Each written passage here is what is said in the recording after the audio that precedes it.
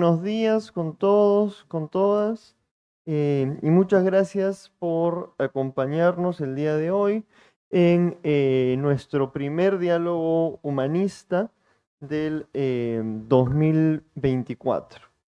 Este es un espacio que viene organizando la Oficina de Formación Humanista, ¿no? Le dimos este nombre de Diálogos Humanistas el año pasado, donde organizamos 5 de estos espacios para la reflexión. Y este año vamos a tener 4 de estos espacios para la reflexión, enmarcados siempre en nuestro tema del año, que es el tema de cultura del encuentro, que le da el título, además, a este evento, ¿no? Cultura del encuentro, retos y posibilidades del Perú actual. Me falló la memoria. Em, la Oficina de Formación Humanista viene animando este tipo de espacios a partir de un objetivo, que es poder trabajar con la comunidad universitaria, ¿no? Principalmente alumnos y docentes, y eventualmente algunos invitados externos que nos acompañan también, poder trabajar con ustedes lo que nosotros llamamos la formación humanista, que hemos aterrizado en 3 elementos, ¿no? Visión de contexto, que significa conocer nuestro entorno, pensamiento crítico, que tiene que ver con nuestra capacidad de evaluar, ¿no? Críticamente esa realidad, y centralidad de la persona, que tiene que ver con nuestra posibilidad de evaluar la experiencia humana en cada una de las actividades en las que estamos inmersos. En ese sentido, cultura del encuentro, que le da el título al tema del año, el título a esta mesa, es una forma de trabajar esas 3 dimensiones.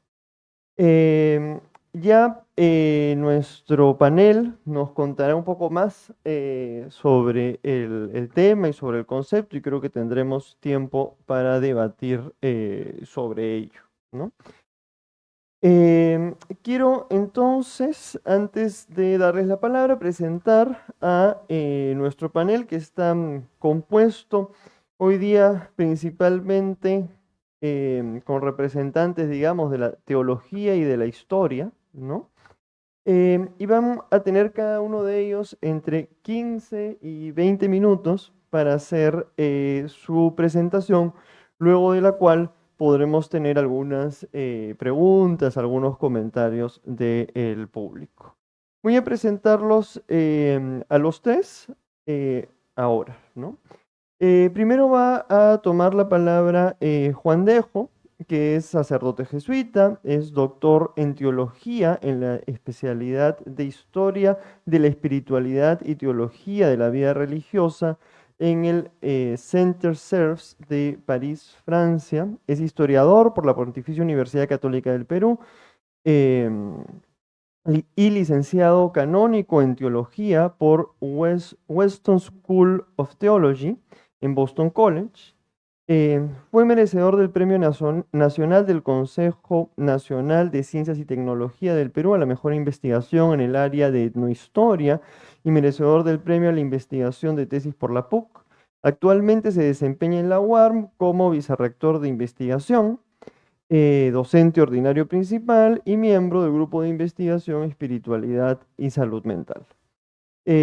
Sus temas de investigación se enfocan en el análisis de la historia de la espiritualidad, las representaciones del pensamiento occidental, la historia de la identidad jesuita en el Perú y la teoría crítica de la espiritualidad aplicada a diversos contextos históricos sociales. Entre sus publicaciones recientes se encuentra Spiritual Discourse in the Jesuit Mission, The Role of Nature in the Evangelization of Peru, es decir, el discurso espiritual en la misión jesuita, el rol de la naturaleza en la investigación, en la evangelización del Perú, ¿no? Nos va a acompañar, después de las palabras de Juan, Dorotea Ortmann, que es doctora en teología por la Universidad de Rostock, Alemania, donde también fue profesora asociada. Participó en la elaboración de la Maestría de Ciencias de la Religión en la Universidad Nacional Mayor de San Marcos, de la cual fue posteriormente coordinadora y profesora. En la misma universidad ha dictado cursos sobre las grandes religiones en la Escuela de Ciencia Política, abordando los conflictos políticos que comprometen las religiones del mundo. Ha sido profesora en la Universidad Antonio Ruiz de Montoya, en nuestra casa de estudios, desde su fundación, y ha publicado libros y ensayos en revistas nacionales e internacionales de teología. Entre sus libros se encuentran Economía del Espíritu, una crítica a Max Weber, que fue publicado a través de nuestro fondo editorial, el Fondo Editorial de la UARM, y Ciencias de la Religión en el Perú, que fue publicado por la Universidad Nacional Mayor de San Marcos. Después de las palabras de Dorotea, vamos a tener las palabras de Joseph Dagger, quien es doctor en Historia por la Pontificia Universidad Católica de Chile e historiador por la Pontificia Universidad Católica del Perú. Ha sido reconocido como miembro del Comité Regional del Programa Memoria del Mundo de la UNESCO. Es vicerrector académico de nuestra casa de estudios y profesor ordinario principal, ¿no? También ha sido director de la Escuela de Posgrado de la UARM, jefe de la Oficina de Admisión y jefe de la Oficina de Beca 18. En gestión pública fue jefe del Instituto de Archivo General de la Nación, secretario general de la Superintendencia Nacional de Educación Universitaria, SUNEDU, y presidente ejecutivo del Instituto Nacional de Radio y Televisión del Perú. Ha investigado sobre historiografía peruana y latinoamericana, historia del pensamiento político, y es escritor de artículos en revistas de prestigio disciplinar y de 5 libros, entre los que destaca Historiografía y Nación en el Perú del siglo XIX. ¿Sí? Entonces, como ven, tenemos un panel muy interesante. Vamos a empezar entonces con las palabras de Juan Dejo. Muchas gracias, Miguel. Quiero agradecer la invitación para estos primeros diálogos humanistas. En esta breve presentación, pasamos la primera imagen, por favor. En esta breve presentación voy a esbozar algunas, no, la anterior. Gracias. Intentaré esbozar algunas ideas que puedan colaborar en la reflexión sobre aquello que llamamos cultura del encuentro. El concepto, como saben ustedes, ha sido acuñado por el Papa Francisco, inicialmente en varias alocuciones que dio él el 13 de septiembre del año 2016 en Roma, y que luego cobraron forma en la encíclica Fratelli Tutti del 3 de octubre del 2020. ¿No? La fecha no es gratuita, se eligió por la conmemoración de la celebración de San Francisco de Asís. Y precisamente tiene que ver con la profunda conexión entre este santo y toda la realidad, diríamos, el otro y la naturaleza. Bueno, eso me lleva a mostrarles esta imagen que da inicio a mi presentación, la cual entenderán, espero, al final de la presentación de manera más clara, pero ahí pueden ver a 3 personajes. Esta imagen es expresión de un viejo, en realidad es de un dicho chino, taoísta, pero que además se relaciona con un relato que va junto con este dicho. El dicho es algo así como las 3 risas en el arroyo del Tigre, o en el paso del Tigre, ¿no?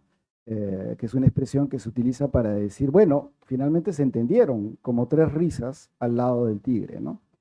Y esto tiene que ver con este relato que proviene de la historia de un monje budista llamado Hui Yuan del siglo V, que nunca había ido más allá de este arroyo, ¿no? Se llamaba el arroyo del Tigre, porque precisamente ahí había el temor, ¿no?, de que este tigre que rugía en los alrededores pudiera salir y matarlos, ¿no?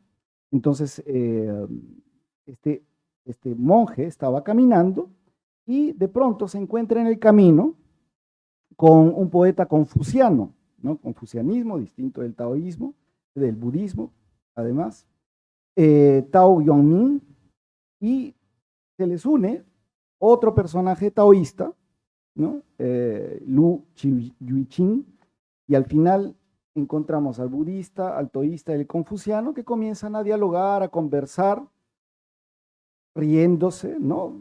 Y de pronto se dan cuenta que mientras caminaban habían pasado el lugar más peligroso, ¿no?, de donde estaría el tigre, y se dan cuenta de que finalmente pasaron el gran peligro, y al darse cuenta de lo ingenuos que habían sido, se matan de risa, ¿no? Y ahí los ven, no sé si se nota un poco en la imagen, los tres monjes budistas, confuciano, y el poeta confuciano y el monje taoísta, riéndose, mirando al cielo, ¿no? Bien, esto nos da un poco la idea de lo que vamos a hablar ahora. La siguiente, por favor.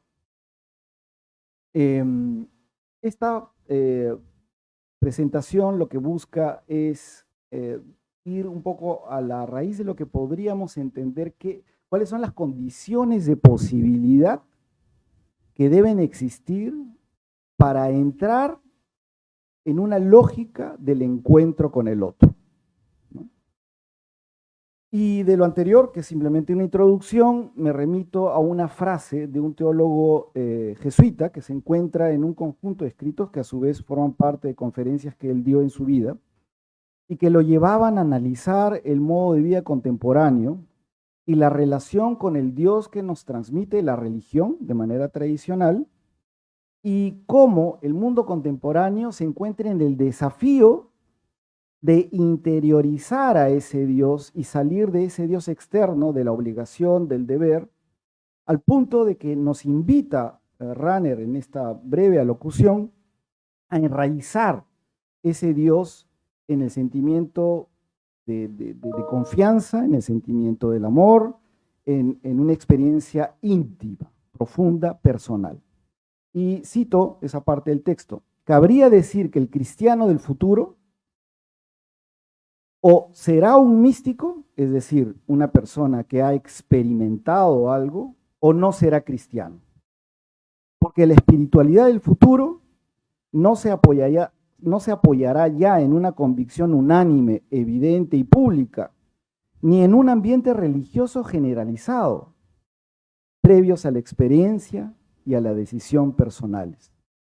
La educación religiosa usual hasta ahora, está hablando en el año 66, 67, podrá ser en adelante solamente un adiestramiento muy secundario para la vida religiosa institucionalizada.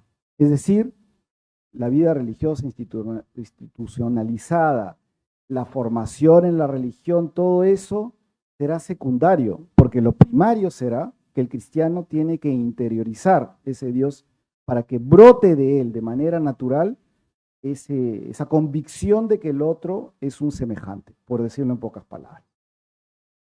Seguimos, por favor. Pues bien, esta frase, al parecer, los que analizan a Rahner decían que estaba inspirada en André Malraux, y los especialistas en André Malraux dicen que no están seguros que esa sea la frase de Malraux, pero cuando ustedes lean la bibliografía, todo el mundo va a decir que en realidad la frase era de Malraux. ¿Y por qué?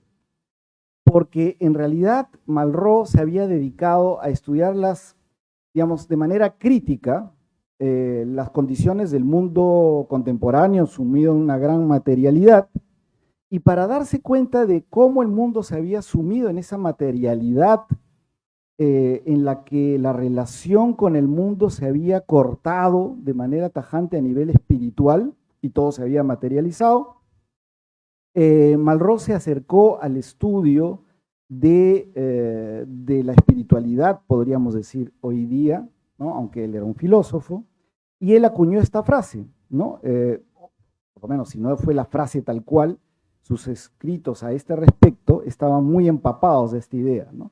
Que el siglo XXI será religioso o no será.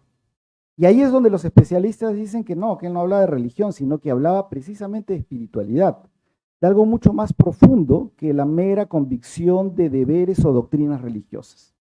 Pasamos a la siguiente, por favor. Y esto entonces se apoyaba en el estudio que había hecho Malraux de la pintura china y japonesa. Ahí donde ustedes ven hay algunos pinceles, unos instrumentos para pintar en tinta que llamamos tinta china, en una técnica llamada la vis, ¿no? Que es utilizar distintos matices de la tinta diluida en agua, ¿no? Más que negro, blanco, diríamos un poco este color sepia que a veces se logra con una dilución cada vez mayor del agua, en fin. Y esa técnica, él se dio cuenta que chinos y japoneses, pero aunque él lo estudió sobre todo en pintores japoneses, tenía que ver mucho con cómo se sentía y se vivía la experiencia misma del pintar, que no es la pintura mera en donde uno sigue una determinada técnica, ¿no? Sino que es un acto espiritual por el cual el cuerpo está conectado con el pincel y el movimiento del cuerpo es el movimiento que los chinos dirían es el chi, que es el espíritu, podríamos decir, ¿no? Una energía vital que todo lo une y que si uno está conectado con ese espíritu, el pincel sigue un movimiento natural que es de uno, pero a la vez es de esta gran energía, diríamos, ¿no? Y que termina por salir algo, reproducirse algo, que es la naturaleza que trata de pintar el pintor, pero que esa naturaleza a su vez está tan bien plasmada que es el cuerpo del sujeto que ha transmitido, en la cual ese árbol, ese monte, esos animales, etcétera, ha pasado por el cuerpo del sujeto y ha entrado en la imagen, ¿no? Esa conexión entre la realidad y la percepción del sujeto que se deja llevar de una manera profunda por lo que ve y sus sentidos, ¿no? Termina siendo lo que llamaríamos una dimensión espiritual, ¿no? Del acto de pintar. Seguimos, por favor. Y ahí vemos algunas imágenes.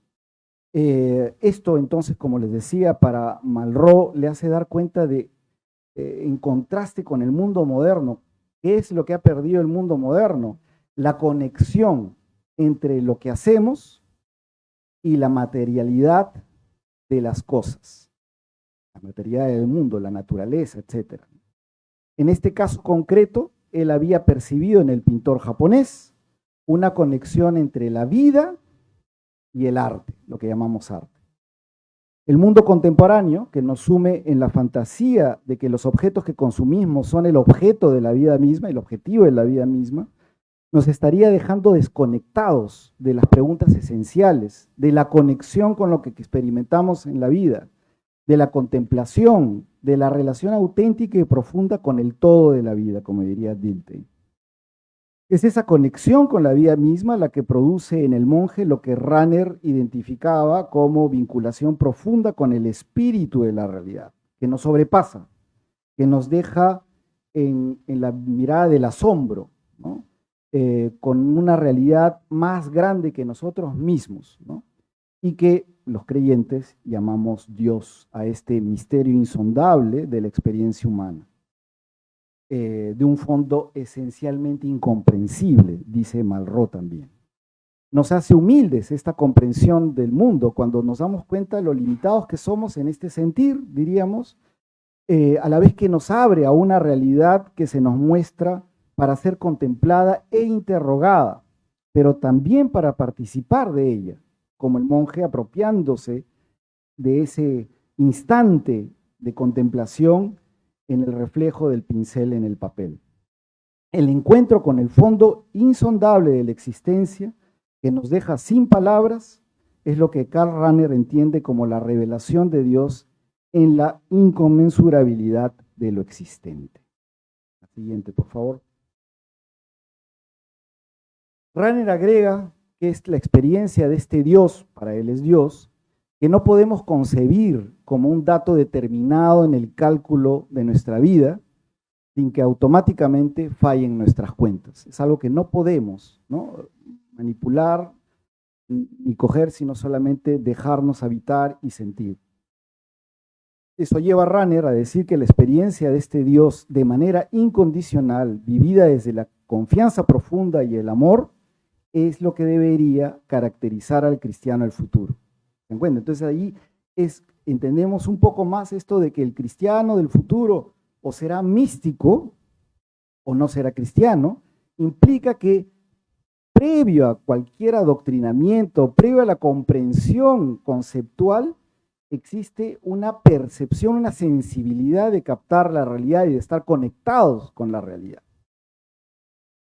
Bien, siguiente por favor. Entonces, por eso lo que quiero proponer en esta breve presentación es que no creo que haya posibilidad de engendrar una real actitud de encuentro y de vivencia de lo que es el estar en vínculo con los demás, si es que no engendramos, remediamos, curamos, recreamos, desarrollamos nuestro vínculo personal con la existencia, con este todo de la vida.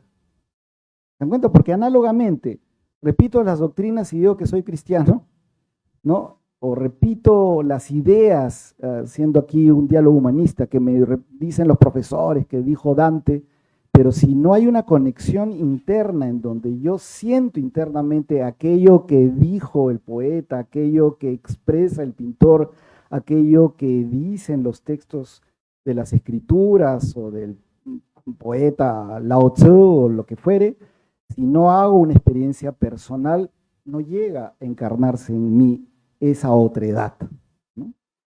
Entonces, ese vínculo personal con la existencia, con el todo de la vida, es la condición de posibilidad para poder vivir una cultura del encuentro. Seguimos, por favor.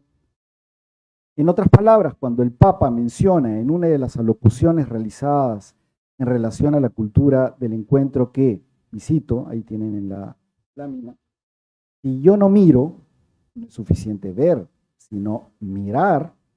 Si yo no me paro, si yo no miro, si yo no toco, si yo no hablo, no puedo hacer un encuentro y no puedo ayudar a hacer una cultura del encuentro. Estamos hablando de una dimensión de la sensibilidad, ¿no? Pero ese encuentro, agregaría yo, no va a nacer de las entrañas hasta que no reanudemos nuestra manera de estar en la vida con aquella dimensión que, como hemos visto, Malraux o Rahner denominan mística, que es el reencuentro con, repito, con ese ejercicio del mirar la realidad, mediante un continuo aprendizaje que va profundizando el encuentro con el misterio de la vida, en donde para los creyentes, pensamos, no se encuentra el vacío o la nada, sino Dios, ¿no? Hago una pequeña nota al pie de página, que me quedan algunos minutos. Los que han hecho ejercicios espirituales, y si no, les dejo la idea para que tengan la curiosidad de hacerlos. Los ejercicios espirituales, San Ignacio, en sus sugerencias de cómo ejercitarse en algunas prácticas espirituales, coloca textos de los evangelios en donde pide que no se piense nada, simplemente representar e imaginar, ¿no? Ahí está toda la cultura del barroco, además, imaginar la escena del evangelio y ponerme en la escena como si fuera un personaje y sentir, dejarme invadir por esa imagen, ¿no? Oler, mirar, no ver. Ahí está la diferencia. Ver es lo que ve, digamos, el elemento físico, ¿no?, de la observación. Pero mirar es casi como penetrar la realidad, sentir esa realidad. Bien, la siguiente, por favor. Y es aquí donde entra el aspecto formativo, ¿no? En el diálogo Menón de Platón, recordarán que Sócrates lanza en el debate la gran pregunta si es posible enseñar la virtud. Es la misma pregunta que nosotros nos podemos plantear aquí. Si es que esta dimensión, llamémosla espiritual, que es la que nos abre los ojos para mirar la realidad de tal manera que nos ejercitamos a las grandes preguntas del sentir con el otro, esto es la compasión, sentir con, pueda ser enseñada. ¿Es posible enseñar eso?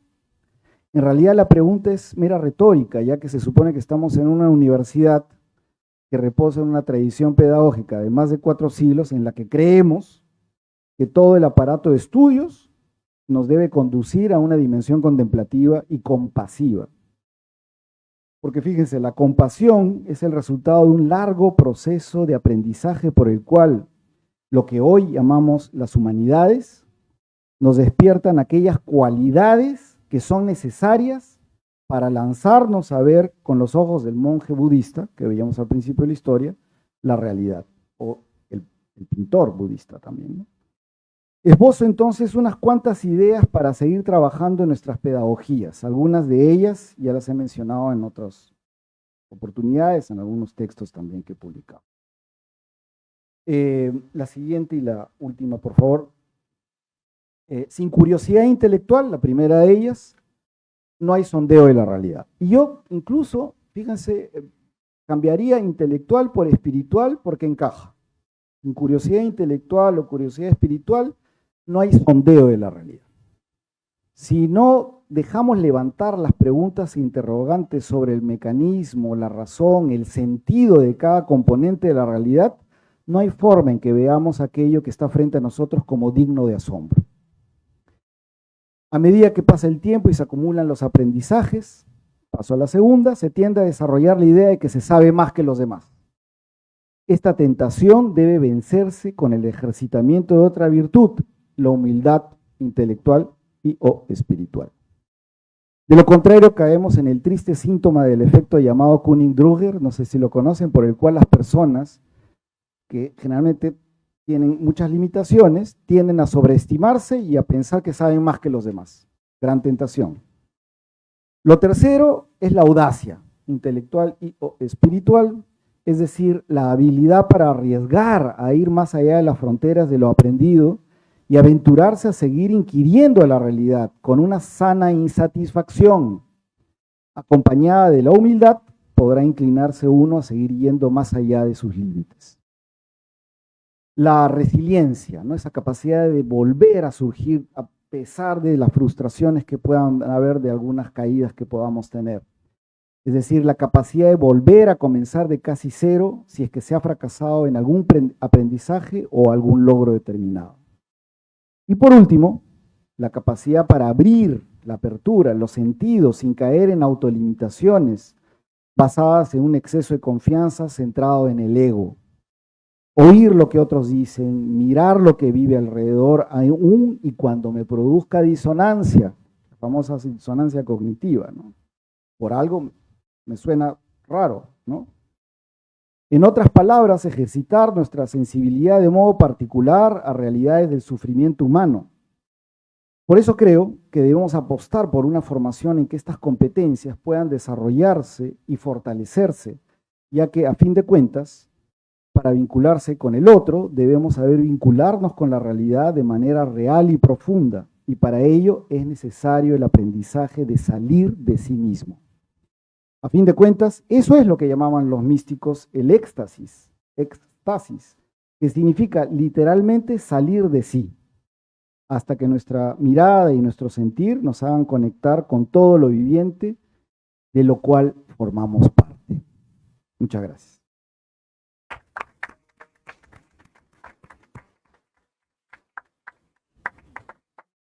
Muchas gracias a las palabras del doctor Juan Dejo.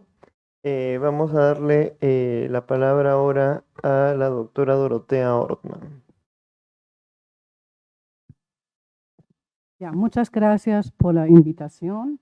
Fíjese, del tema diálogo humanístico, he elegido el tema diálogo en el campo político del Perú actual. El Perú es, por antonomasia, un país de gran variedad de conflictos, porque es un país multiétnico, multicultural, además dividido por capas sociales muy dispares. Hemos movido en las últimas décadas conflictos sociales graves, tanto en las provincias como en Lima. Pensamos en el conflicto de Bagua del 2009, o en las manifestaciones que se daban a consecuencia de la ley Polpín. No sé si ustedes se recuerdan que era en el año 2015. Un ejemplo que una manifestación inclusive tenía como logro que se abandonó esta ley que tenía como objetivo la precarización de las condiciones laborales para los jóvenes recién egresados de las universidades. O pensamos más bien en las últimas manifestaciones en contra del gobierno de Moreno y ahora último en contra del gobierno de Dina Boluarte. Pero más aún es necesario de aludirse a los conflictos grandes entre las empresas de la minería, las provincias y los agricultores en las regiones de Cusco, de Arequipa, de Ayacucho, de Cajamarca, de Junín y un largo, etcétera.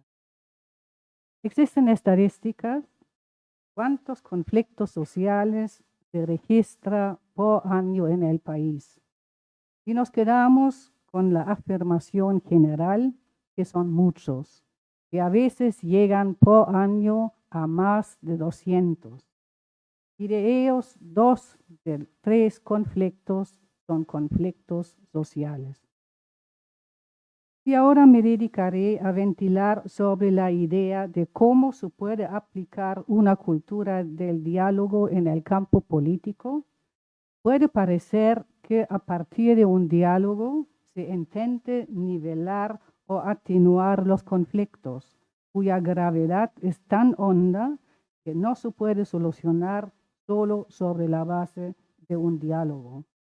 Lo que deseo es auscultar si el medio de la violencia es el único posible o que si existen todavía otras vías para dar peso a los reclamos justos. Significa, nos planteamos ahora la pregunta, ¿cómo se pueden acercar los dos oponentes en un conflicto? Significa, nos planteamos la pregunta, ¿cómo es posible o con qué medida se puede entonces entablar un diálogo? Y me apoyo con ello sobre un estudio editado por la Defensoría del Pueblo y material que ya ha evaluado conflictos que se ha llevado durante varios años en el Perú.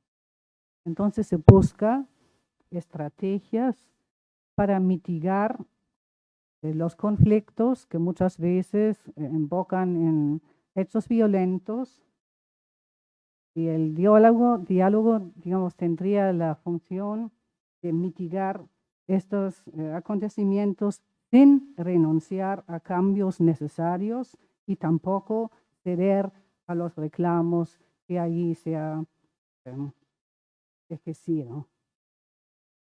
No existen muchos estudios que se dedican al tema del diálogo en el campo político en el Perú, lo que nos da un indicio más que realmente estamos ante un vacío que con urgencia se debe llenar. Lo que existe es un sistema de monitoreo de conflictos. Se constata además que el diálogo recién se realiza después de hechos violentos, lo que nuevamente confirma que aún no existe una cultura de diálogo y que recién se está por construirla. La razón es que muchas personas y el mismo Estado no encuentran utilidad real en una estrategia para solucionar problemas mediante un diálogo, siendo la comunicación la herramienta por excelencia para generar consenso. Y es entonces indispensable ahondar en las experiencias acumuladas por los hechos ya realizados y por ello es necesario dedicarse al diálogo, a sus posibilidades que contiene. Por parte del Estado, los conflictos sociales son vistos como un problema de seguridad, lo que se entiende como disturbios. Para calmarlos se envía a las fuerzas de orden, significa la policía, y el proceso termina en la persecución penal de los manifestantes. No se enfoca la causa del conflicto, y allí tampoco entra en la mira la posibilidad de recurrir a la herramienta del diálogo para gestionar el conflicto. Cito ahora del documento de la Defensoría del Pueblo. Esta combinación de mirada represiva, escasa proclividad al consenso, verticalidad en las relaciones interpersonales, familiares, laborales y públicas, ha dado como resultado una limitada cultura del diálogo en el Perú y una débil valoración del diálogo como medio capaz de producir soluciones estables a los problemas. Fin de la cita. Para poder enfrentar la falta de cultura del diálogo, se propone 3 tareas a mejorar la situación. Primero está la prevención. Segundo, el control. Y tercero, la promoción del diálogo. ¿Qué significa prevención en este caso? Si hay un conflicto social, entonces significa buscar a persuadir a los actores de no recurrir a medidas de violencia en las protestas públicas y recordar a las fuerzas de orden a los límites del uso de la fuerza. No significa estar en contraprotestas, sino aludir a las formas de cómo se cree que se debe hacerlo mejor. La segunda tarea sería promover el diálogo entre los actores del conflicto para que las demandas se traten en un clima de colaboración y no de competencia. Eso significa sobre todo ver la posibilidad de traducir las demandas en derechos. Y solamente eso es posible en un clima calmado y no violento. Después de enfrentamientos violentos, los reclamos van al segundo o tercer orden y muchas veces ya no están escuchados.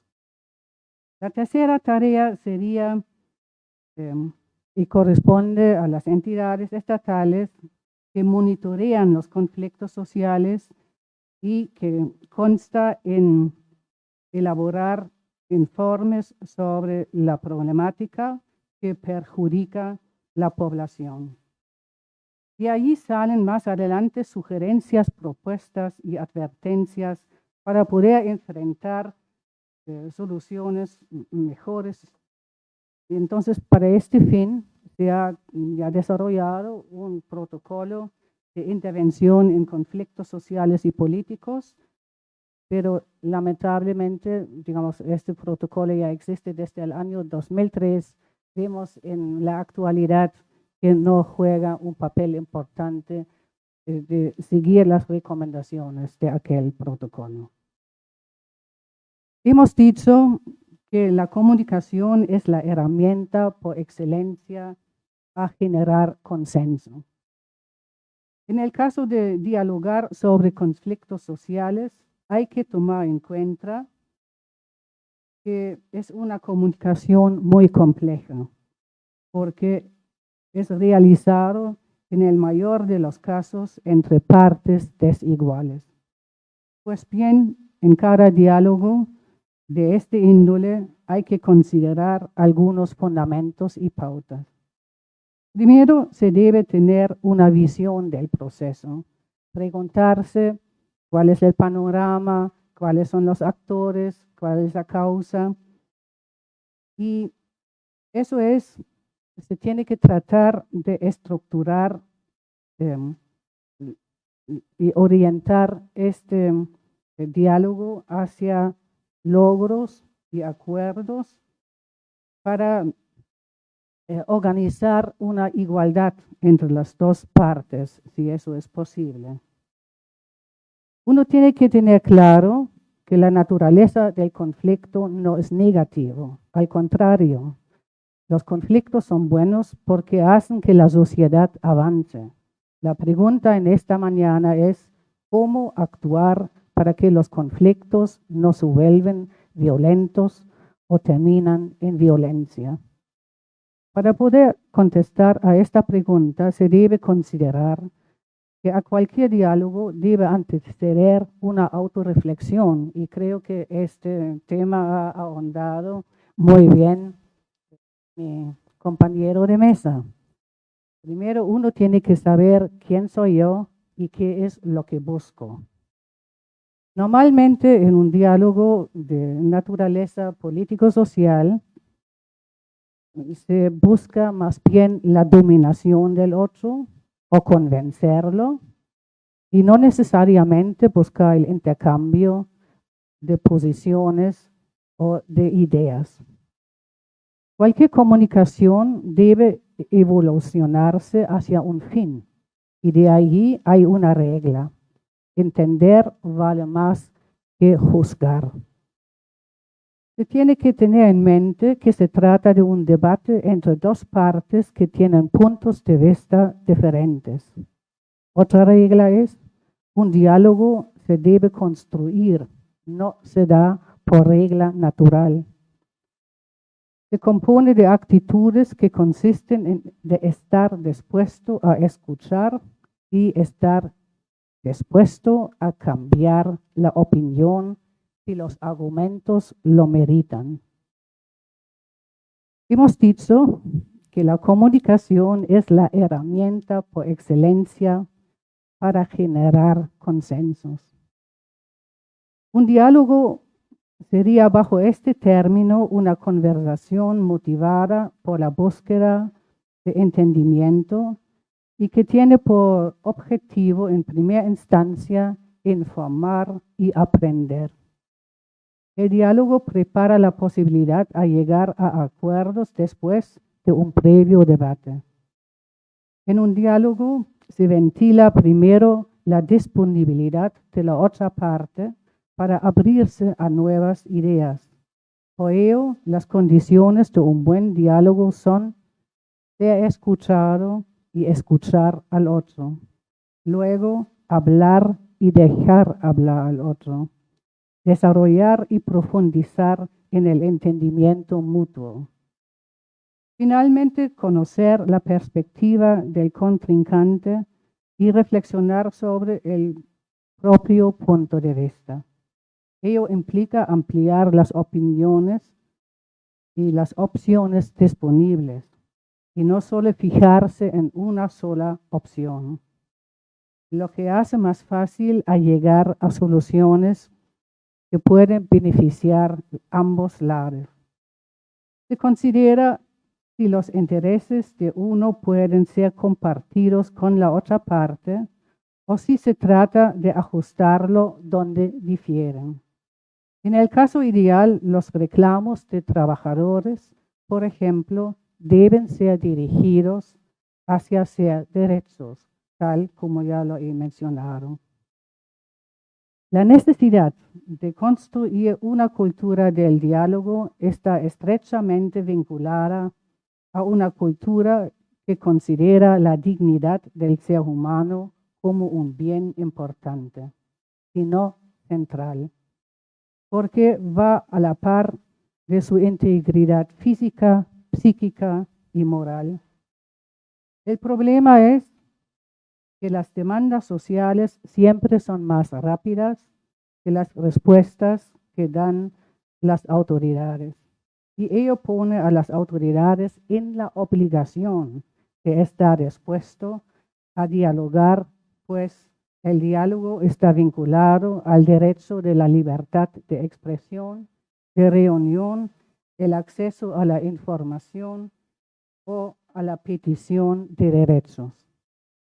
Sabemos que la capacidad de dialogar entre las autoridades estatales y el pueblo representado por sus dirigentes para resolver problemas en el pasado no ha sido muy fructífero por varias razones.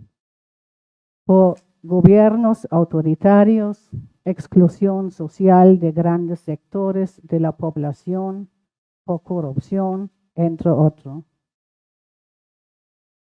Todo ello hace que el Perú tiene por delante un reto en generar una cultura del diálogo en una sociedad fragmentada en la que coexisten una mayoría castellano hablante, urbana, insertada en el mercado, con mayores posibilidades de acceder a servicios básicos, con un Perú en el que habitan 55 pueblos indígenas originarios que hablan 47 lenguas distintas y que forman alrededor de la 10ª parte de la población del país. En relación al diálogo, la principal dificultad para los pueblos indígenas y para el Estado es la falta de mutuo conocimiento de cómo está constituida cada cultura en particular y cuáles son las mentalidades que sustentan decisiones. Volvimos siempre al mismo problema, que consiste en que el diálogo requiere que los interlocutores sean dispuestos a escucharse entre sí. La relación Estado-ciudadanía depende que los problemas sean atendidos, así como las demandas sociales no salgan de curso y que se expresen en espacios públicos bajo modalidades propias a las acciones colectivas de protesta. El caso ideal sería que el Estado debería estar dispuesto a atender las demandas y tomar la iniciativa en el diálogo, demostrando así su aptitud para el respeto y la protección de derechos. Pero nosotros somos testigos que lamentablemente no es así. Pero queda demostrada que el diálogo ha transformado situaciones difíciles, ha reestablecido relaciones deterioradas y hasta ha logrado de cambiar el temperamento de personas enojadas y escépticos. Entre los conflictos que se dan, hay que diferenciar entre aquellos específicos y de inmediato tratamiento y otros que van a necesitar un diálogo más extenso, por la problemática que puede ser mucho más profunda y que no se puede solucionar o resolver en corto plazo, porque requieren decisiones políticas, jurídicas de mayor alcance. De todas maneras, se trata de ver conflictos de manera positiva, porque detrás de ellos se esconde el potencial o la posibilidad de generar crecimiento positivo y la voluntad de dar una respuesta a una demanda. En el contexto de los conflictos sociales, el diálogo sería un mecanismo para contener la escalada del conflicto con el fin de evitar que lleguen a situaciones de crisis o de violencia. Así que el diálogo sería el vehículo de llegar a acuerdos y soluciones aceptadas de ambos lados y requiere al mismo tiempo que los dos lados revelan sus inquietudes de manera transparente y honesta. Se necesita que las posiciones, los intereses o las necesidades que son presentados sean problematizadas en relación a los hechos y los contextos para que la interacción entre las partes tenga una referencia lo más objetiva posible. Se habla en conflictos muchas veces de la necesidad de un ombudsman. Significa una persona o un representante de una institución que goza la confianza de ambos lados. Termino mi intervención recordando que he dicho al comienzo, que no existen muchos trabajos hechos sobre el diálogo en el campo político-social. Pero aún así ya hemos visto que existen recomendaciones y perspectivas de cómo estructurar y realizar dichos diálogos. La falta de disponibilidad de generar un diálogo no depende tanto si haya o no trabajos que lo reflexionan, sino más bien la escasez de cultura a recurrir a un diálogo, y ello es muy lamentable, pero es entonces para nosotros un reto de empujar y cultivar esta necesidad. Muchas gracias.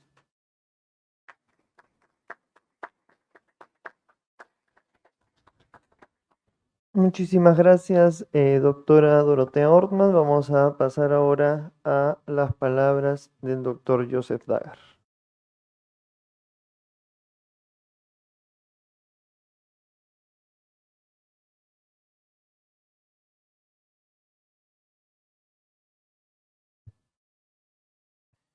Muy bien, muchas gracias a todos ustedes por estar aquí, por el interés que tienen en este tema que ciertamente atraviesa toda nuestra propuesta educativa. Luego de escuchar las dos interesantísimas intervenciones, me temo que quizá yo debía empezar el diálogo humanista, porque lo que yo tengo que decir es muy introductorio frente a las dos posiciones más bien de profundidad que me han antecedido. Ya nos decía el padre Juan, el doctor Dejo, cómo el término, cómo la propuesta de cultura del encuentro viene desde hace algunos años, hecha por el Papa Francisco. Nos ha citado el documento original donde hace esta propuesta. Y también quizá convenga decir que la cultura del encuentro está presente en una de las prioridades apostólicas del plan de la provincia de la Compañía de Jesús para el Perú, una educación para una cultura del encuentro, dice en el plan de la provincia, y allí se señala como uno de los ejes y de los objetivos para una educación para la cultura del encuentro, el diálogo social, el diálogo político, los liderazgos sociales y políticos y claro, los conflictos que a veces eso supone cuando no los hay, de los que muy bien también se nos ha hablado ahora. Si yo pudiera resumir en 2 o 3 ideas aquel mensaje, aquella propuesta del Papa Francisco con una cultura del encuentro, quizás habría que decir que es aquella encaminada en primer lugar a que una sociedad se oriente a superar las divisiones que tiene, lo cual supone que toda sociedad tiene algunas divisiones. Eso podrá lograrse con un compromiso personal y comunitario, es decir, con un compromiso social, y por supuesto, sin un respeto a la diversidad, sin una verdadera inclusión, sin una perspectiva intercultural, esto no será posible. Creo que entonces, al hablar de cultura del encuentro, al hablar de esta disposición espiritual o intelectual, al hablar del diálogo que como sociedad nos enriquece, tendríamos que tener presente la necesidad de superar divisiones, el compromiso personal que es social y por supuesto este respeto a la diversidad y la inclusión. Es por eso quizá que Francisco nos dice que él ve la sociedad como una especie de poliedro, ¿no? Donde existen diferencias, pero a pesar de esas diferencias hay que convivir. No hay que huir, nos dice, de los conflictos, no hay que ignorarlos, hay que asumirlos, saber que existen, enfrentarlos, no ignorarlos, pero en una sociedad que se orienta hacia una cultura del encuentro, dice Francisco, lo cito, aún las personas cuestionadas por sus errores podrían tener algo que aportar, habría que no perderlas. Es decir, esta cultura del encuentro que nos propone Francisco ciertamente supone esta apertura de la que nos hablaba el padre Dejo al principio.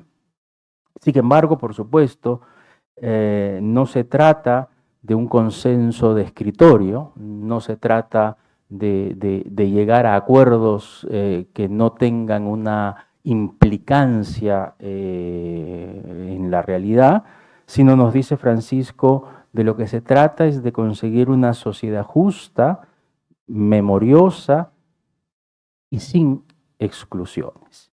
Porque de lo contrario, no estaríamos hablando de una cultura del encuentro, sino estaríamos hablando de una cultura de unos pocos para unos pocos. Y de eso no se trata. En una sociedad fragmentada como el Perú, y en una sociedad donde muchos líderes políticos tienen enormes errores que no vale la pena ni siquiera mencionar, ciertamente apostar por una cultura del encuentro supone un compromiso personal, pero no solamente personal, sino social y en la educación muy grande, ¿no?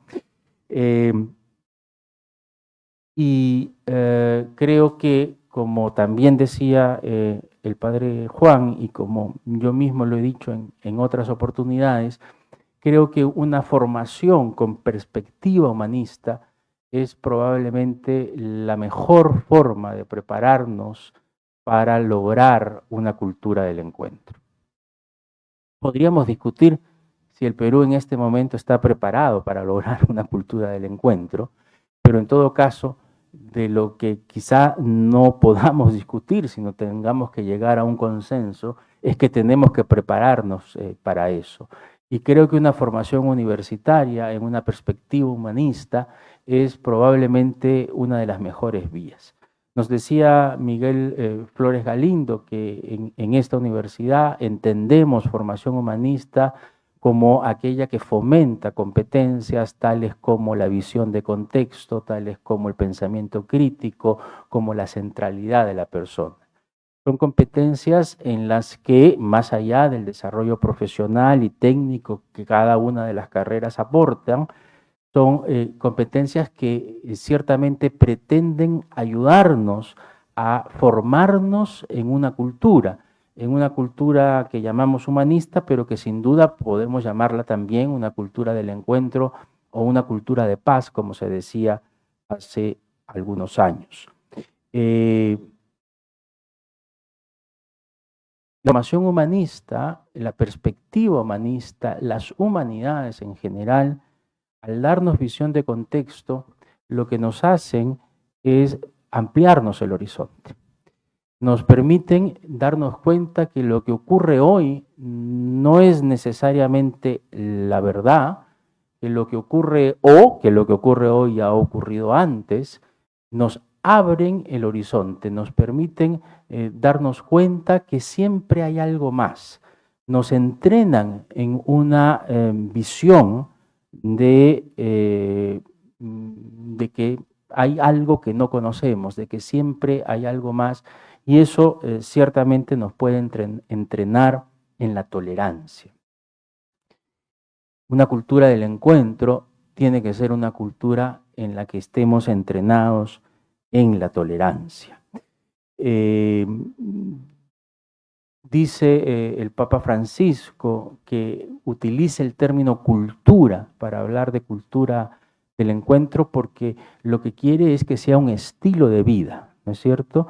Es decir, que no sea algo que se da en un momento, en un diálogo específico para calmar una protesta con algún interés en especial, sino que sea ese estilo de vida que ciertamente se logra con este compromiso, con este compromiso espiritual e intelectual del que nos hablaba Juan al principio, pero que también se puede enseñar y que también contribuye a este compromiso una formación humanista en los términos que mencionaba al principio. Especialmente en un país como el Perú, en un país tan fragmentado como el Perú, en un país donde, en efecto, muchas veces desde el Estado no se busca dialogar, sino que se busca imponer determinados convencimientos. De repente algunos están bien, de repente, o quizá la mayoría no. Pero dialogar no es eso, ¿no? Dialogar es un proceso de apertura, dialogar es estar abierto a lo que el otro me tenga que decir. En algún momento he mencionado que este gran filósofo alemán, Gadamer, decía que la mejor definición de hermenéutica era la posibilidad de entender que en la conversación el otro podía tener razón, ¿no? Lo cual es muy difícil, ¿no? Es muy difícil. Lo vemos además en los debates académicos, ¿no? Los profesores cuando debaten sobre su idea y probablemente una cultura del encuentro es una cultura en donde el otro, hay que asumir que el otro pueda tener razón. Y esto no siempre lo asumimos los profesores respecto de los estudiantes y tampoco siempre lo asumen los estudiantes respecto de los profesores, ¿no? Por eso es que creo que es interesante esto que dice Francisco, de que sea una cultura, ¿no es cierto? Que sea un estilo de vida. Ahora que veo aquí a nuestro decano de Ciencias Sociales, recuerdo que el año pasado, más o menos a esta altura, organizamos un par de días de debate. Fuimos la primera universidad que se atrevió a organizar un par de días de debate sobre las marchas que en ese momento se habían dado en diciembre y enero. Nuestros estudiantes muy entusiasmados y algunos egresados muy entusiasmados por discutir sobre esos temas, pero por discutir su opinión sobre esos temas, ¿no? Para darnos a conocer qué pensaban ellos y lo que quizás también había que conocer era qué pensaba el otro, ¿no es cierto? Es decir, una discusión académica, una discusión en la universidad, es una discusión también para escuchar al otro. ¿Cómo nos formamos en diálogo si no escuchamos al otro también? Y un problema que creo que es un problema social en el Perú es que muchas veces el otro no existe, ¿no? Muchas veces invisibilizamos al otro, muchas veces negamos al otro o hacemos como si el otro no existiese, porque muchas veces no lo vemos, ¿no?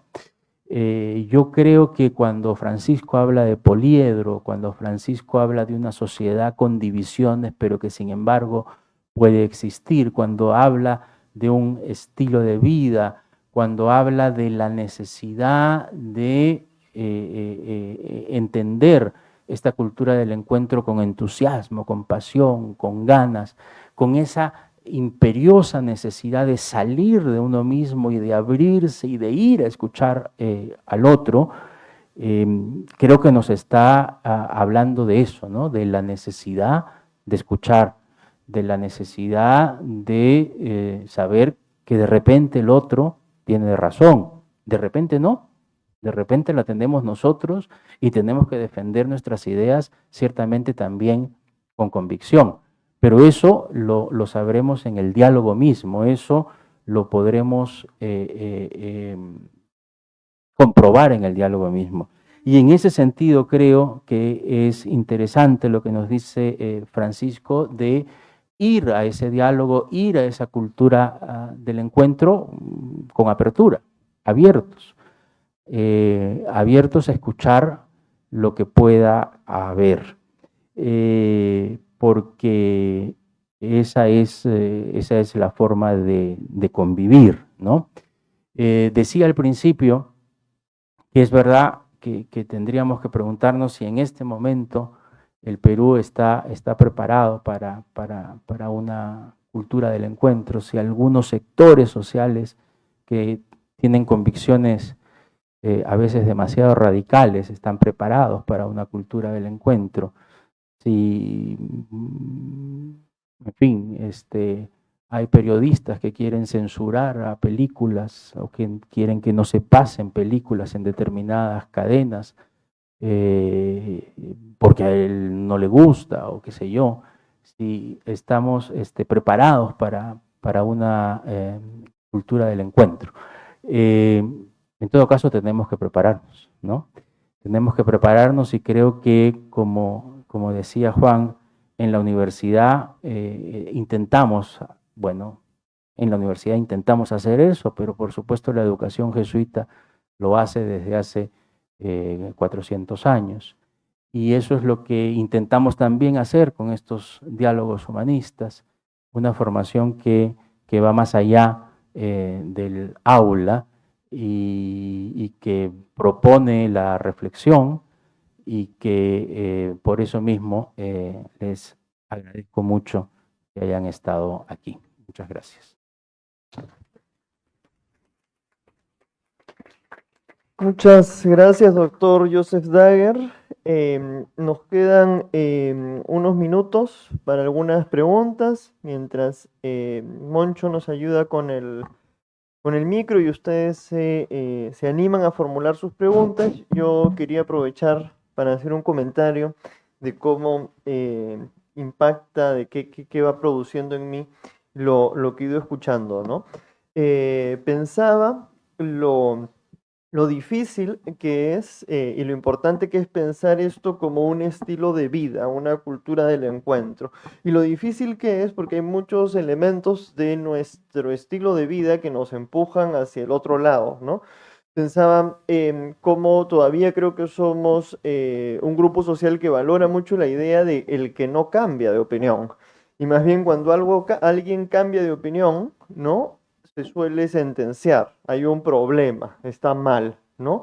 Tanto en los profesores, que a veces les cuesta reconocer un no sé algo, tanto en los alumnos, que a veces les cuesta valorar al docente que cuestiona, en lugar de al docente que presenta la ilusión de una verdad absoluta, ¿no? Entonces pensaba que difícil poder entrar a esa lógica de la humildad, al cuestionarse uno mismo, ¿no? Pensaba también qué difícil cambiar la perspectiva de cómo vemos los conflictos. Pues normalmente los conflictos es algo que evitamos, ¿no? Y recuerdo a una alumna que a partir de las tutorías, animándola a enfrentar los conflictos como un proceso de cambio, concluyó diciéndome, después de animarse a hacerse cargo, me dice, ha sido la conversación más tensa de mi vida y al mismo tiempo la más productiva, ¿no? Y por último pensaba también en qué difícil, ¿no? La idea de la visión de contexto, la idea de ampliar el horizonte, de reconocer al otro desde diferentes puntos de vista, en un momento donde muchas veces tendemos a la hiperespecialización, a que todo se lea desde un solo enfoque, ¿no? En ese sentido creo que las exposiciones nos plantean o nos evocan varios retos, muchos de los cuales se pueden ir asumiendo y creo que en cierta manera lo hacemos y hay que seguir fortaleciendo eso, asumiendo desde la universidad, quería decir. Bien, tenemos una pregunta. Adelante. Buenas tardes, sí. Buenas tardes, ponentes y también compañeros todos. Quería hacer una pregunta en sí a usted, doctor Juan, es sobre respecto al tema. ¿Acaso la cultura del encuentro no fomenta un tipo de sincretismo religioso, ¿cuál sería su límite entonces? Muchas gracias. Sí, en efecto, yo creo que, a ver, el Papa actual, ¿no? Nos lanza a preguntas, interrogantes muy profundas que traen como consecuencia, de alguna manera, la apertura de algunos frentes que quizá, no sé si él los tiene absolutamente claros en el sentido de que va a abrir, ¿no? Como lo que está usted diciendo. Sí, en efecto, yo creo que no solamente por la cultura del encuentro, sino en todo el papado suyo, hay una recuperación de la sensibilidad, llamémosla, no occidental, por decirlo de manera muy general, hacia la naturaleza. Y esa sensibilidad hacia la naturaleza, que no es de origen necesariamente occidental, sino porque precisamente el mundo occidental se ha ido erigiendo cada vez más como un sistema de dominio, ¿no? De un tipo de racionalidad, digamos, instrumental sobre la naturaleza, en que la naturaleza está para dominar y para estar al servicio. Lo que hace el Papa, cuando a partir de Laudato Si lanza la sensibilidad hacia la naturaleza, y en Fratelli Tutti además la refuerza con un personaje de la historia de la iglesia que es San Francisco, y esta comunicación de la sensibilidad, que es parte de lo que he hablado, hacia la naturaleza, abre la compuerta hacia el diálogo con otras espiritualidades, diríamos, ¿no? Que llamamos espiritualidades originarias o indígenas. Y esto ha hecho que se levanten una serie de interrogantes sobre, entonces quiere decir cuál es la validez, ¿no? De esas espiritualidades o esas religiosidades, cuando documentos oficiales previos al Papa cuestionan el sincretismo. Y yo diría ya desde mi investigación, por así decir, que si vamos a ser profundamente críticos y analíticos, el fenómeno que llamamos religioso en sí mismo es sincrético. No hay nada en estado puro, ¿no? Cuando eso que erigimos como oficial u ortodoxo, en el sentido de, digamos, limpio de toda impureza de interferencia, ese fenómeno solamente está en nuestra cabeza, ¿no? Nosotros vemos una fotografía de un momento histórico en el que vemos un sistema determinado religioso, pero si vamos a descomponer, por ejemplo, el fenómeno religioso católico, hay miles de elementos sincréticos desde su origen en adelante, ¿no? Entonces sí, yo creo que la cultura del encuentro nos lanza, y con eso termino lo que decía al principio, a la audacia de pensar, ¿no? De qué manera el encuentro con otras espiritualidades u otras religiosidades nos dicen, por ejemplo, a los católicos, cristianos, ¿no? ¿Cuáles son los elementos de validación y de encuentro con otras espiritualidades o religiones? Y si es posible hacer una verdadera universalidad sin partir de la imposición de un sistema sobre todos los demás, que es lo que ha sido la Iglesia Católica, pues, ¿no? Uno de mis... ¿sí? Bien. Mire, la respuesta también va en este sentido. Si usted investiga o, digamos, se dedica profundamente a otro sistema religioso, entonces va a encontrar un punto en donde uno descubre lo que nos une es la espiritualidad. Entonces de allí no juega ningún papel cuál es la doctrina, en qué cosa cree el otro, sino más bien el encuentro se da por el sentimiento y por la profundidad de la creencia. Y cuando más profundo la tuya está anclada en ti, más admiras a la otra persona que lo puede compartir en su manera, y ahí, digamos, no es necesario de hablar de un sincretismo, sino lo que compagina es la experiencia espiritual y también se comunica. Es decir, la comunicación va a un nivel que va más allá de las doctrinas y de las diferencias. Tenemos unas preguntas más.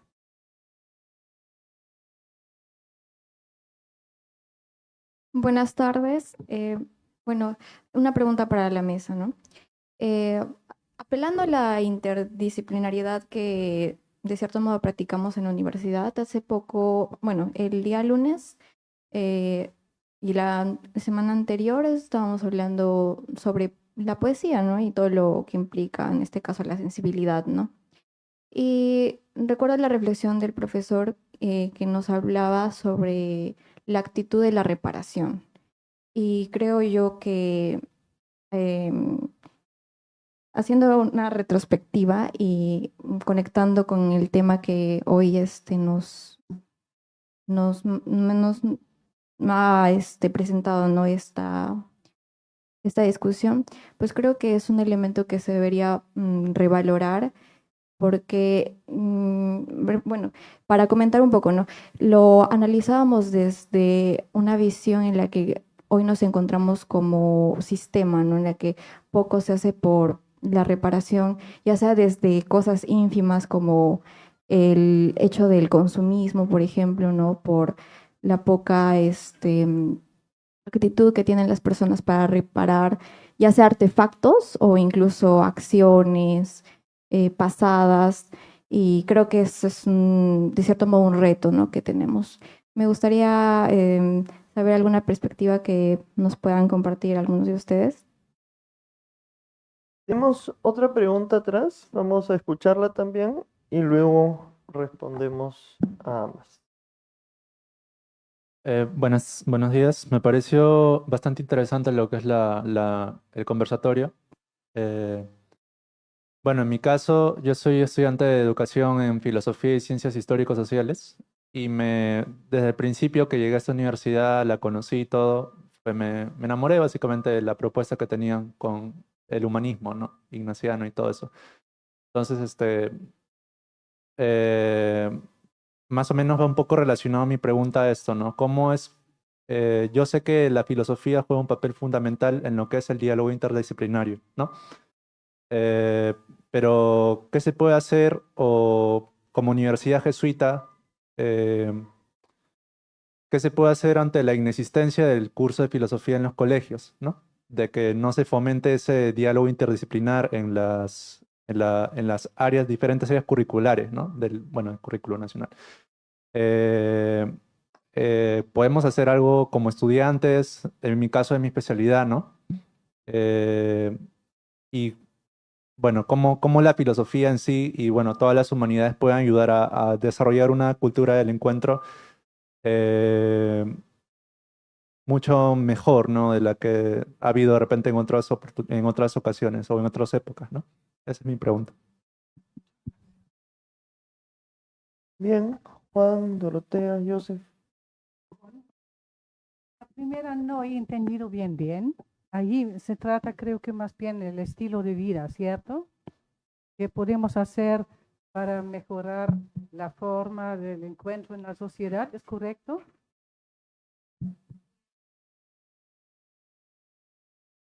Separación. Ajá. Pero digamos, el momento cuando uno ha sido víctima de algo. Claro, puede ser, ¿no? Individualmente, pero sobre todo en el papel de la reparación en cuanto, por ejemplo, a las instituciones, al Estado, ya que hemos hablado de Mire, conflictos. claro, eso es un tema Incluso profundo, eso es un tema profundo que, digamos, se debe debatir en una cosa aparte o inclusive empujar toda una acción. Claro, nosotros sabemos que sí existe el registro después de la guerra interna, y la verdad es ahí que era solamente reclamo, el permanente reclamo, y tenemos algunos ejemplos como la madre Mendoza, Angelina, que nunca dejó de reclamar al Estado acerca de la aparición de su hija, Angélica, ¿no es cierto? Ya, Angélica Mendoza. Y entonces ahí hay todo un grupo de mujeres o de padres de familia que lo hacen. Y bien, es un tema grave y político que yo la verdad tampoco ahorita mismo me veo en la condición de recomendar o contestar. La única cosa que yo puedo decir es que no debe desaparecer de la memoria del pueblo. Y hemos escuchado últimamente digamos, el escándalo político que se quiere demoler el lugar de memoria. Y entonces así comienza que la población sí debe, digamos, ser resistente y oponer resistencia ante este hecho, y el reclamo de la reparación queda en pie. Pero lamentablemente hoy ad hoc tampoco puede, digamos, recomendar una medida concreta cómo hacerlo, pero sí agradezco que hay jóvenes que todavía insisten que el Estado ahí está en deuda, claro, por supuesto. Me pareció escuchar algún eco de tu pregunta en un nivel incluso más amplio de lo que has expresado al final, ¿no? O sea, me parece interesantísimo que tú misma hayas más que reinventado, realimentado el concepto de reparación, que por ahora está muy ligado al tema de víctima y memoria, que es fundamental, pero que lo has llevado a un nivel más existencial, ¿no? ¿Cómo hacemos para reparar lo que otras generaciones humanas han dejado, ¿no? Y eso me vino a la mente cuando preguntaste, y con esa dimensión, las palabras introductorias del Papa Juan XXIII al Concilio Vaticano, que presenta a Cristo como el reparador del mundo. Y a mí siempre se me quedó esa imagen en la cabeza, claro, reparador, ¿no? O sea, en ese nivel existencial, ¿no? Todos nosotros tendríamos que ser humanista de manera concreta y práctica significa ser un reparador de la humanidad. Primero comenzando por nosotros y luego interviniendo en las instituciones que nos toque estar, instituciones o empresas privadas, lo que fuere, ¿no? Y ser reparador pues implica tener una buena cantidad de instrumentos técnicos e intelectuales para hacer bien el trabajo, ¿no? No sé si yo sé.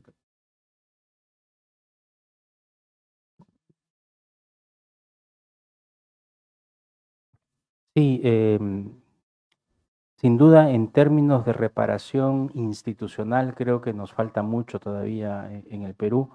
Hicieron algunos avances hace algunos años. Estamos viviendo años muy intolerantes en los últimos 4 o 5 y creo que es institucionalmente hablando quizá más complicado ahora. Pienso sobre todo cuando digo intolerantes en el Congreso.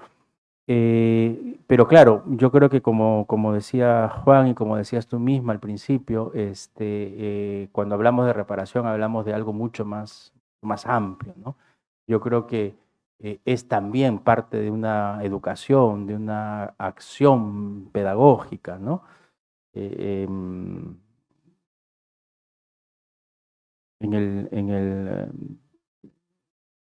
Desde el colegio nos hablaban de las acciones reparadoras, ¿no? Que teníamos que hacer cuando hacíamos algo que no estaba muy bien, ¿no? Con esa perspectiva, incluso hasta a mis hijos los hemos tratado de formar, y cuando nosotros como papás cometíamos alguna equivocación, ellos inmediatamente nos hablaban de la acción reparadora que teníamos que hacerles, ¿no? Yo creo que hay que volver sobre eso, ¿no? La importancia de la reparación. Interesante esto que dice Juan, que no hay forma de ser humanista si no se es reparador en un sentido muy amplio, ¿no? Yo creo que como sociedad nos falta, como institución nos falta, pero tenemos que seguir pensando en eso, ¿no? Y yo creo que prepararnos para una cultura del encuentro sin duda va en ese sentido, ¿no? Papa Francisco nos dice, yo quiero una sociedad que tenga una cultura del encuentro, pero que sea una sociedad justa, que sea una sociedad memoriosa, que sea una sociedad finalmente que repare cuando haya que reparar, ¿no? Y respecto de la segunda pregunta que nos hacía Cristian, Cristian es alumno mío actualmente y ha venido acá. Tengo la impresión que va a aprobar el curso sin mucho problema. Yo escuchaba ayer a un psicólogo decir, por ejemplo, que muchos padres de familia decimos hoy, ¿qué tanto nos preocupa el bullying en los colegios? Si en mi época hacíamos o nos hacían bullying y no había ningún problema. Y en efecto, muchos papás decimos o hemos dicho o dicen cosas así, porque ahora los colegios con lo del bullying están.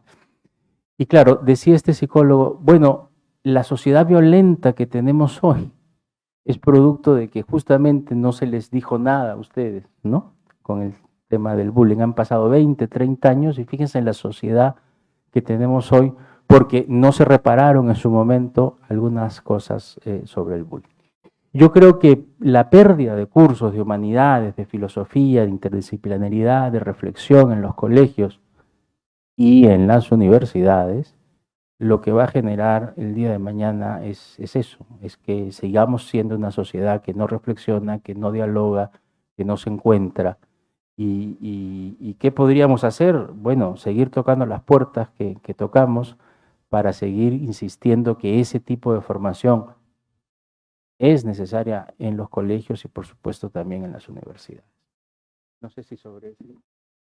Yo agregaría un llamado, digamos, más hacia la praxis, ¿no? O sea, porque en efecto no es un problema solamente del Perú, hasta en Francia, en donde el currículum sería la filosofía intocable, eso se ha comenzado a debatir y me parece que se ha quitado en los últimos años de lo que allá es el bachillerato, lo cual es penoso, ¿no? Eso nos habla de un detrimento a nivel mundial del modo como pensamos la vida, a nivel de el solo consumo materialista, ¿no? Que nos hace meter en un sistema en donde estamos hechos para ganar dinero y consumir, ¿no? Y en donde no hay esa toma de distancia crítica que te da precisamente la filosofía.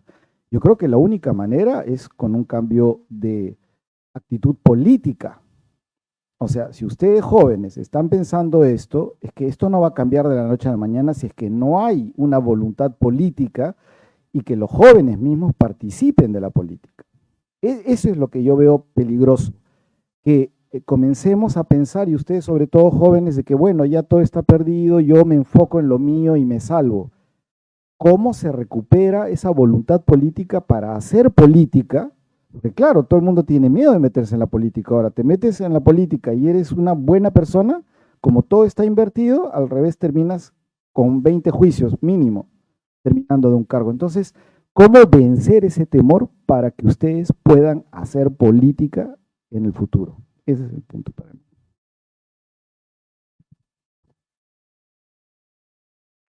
Muy bien, muchísimas gracias a todos por su participación. Muchísimas gracias a Juan Dejo, Dorotea Orman y Joseph Dagger por sus palabras, que han sido muy enriquecedoras. Estando sobre la hora, nos vamos a quedar aquí. Tenemos atrás una ficha para inscripciones, para que se registren, ¿no? Tanto docentes como alumnos, como personas que nos visitan de fuera. Vamos a tener 3 diálogos humanistas más durante el año, así como otras actividades a las que les vamos a estar invitando. Y ahora, para continuar con el diálogo en los pasillos, en el patio, tenemos un pequeño coffee break para ustedes. Muchas gracias.